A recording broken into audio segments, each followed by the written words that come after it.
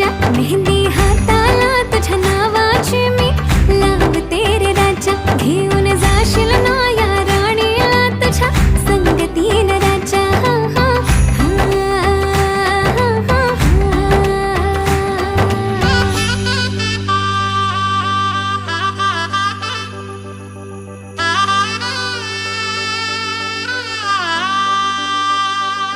सजली ही नवरी बाई नवरोबासाठी ग, गाली हळदी चाले दिसते किती गोड ग.